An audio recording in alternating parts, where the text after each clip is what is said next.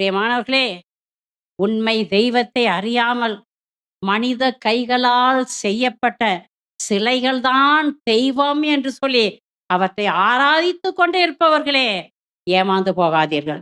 அது எந்த சிலையாக இருந்தாலும் சரி, ஏமாந்து போகாதீர்கள். ஆண்டவராகிய இயேசு கிறிஸ்து ஒருவரே உண்மையான கடவுள்.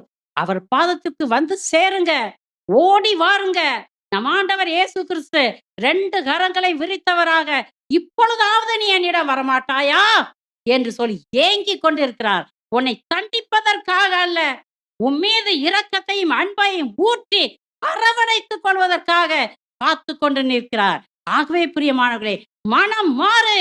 பாவ அறிக்கை செய்து பாவ மன்னிப்பின் நிச்சயத்தை பெற்றுக்கொண்டு என் தேவன் பாதத்தில வந்து விழு. அப்பா, நான் பாவம் செய்தேன். அப்பா, நான் தவறு செய்துட்டேன். நான் வந்துட்டேன்.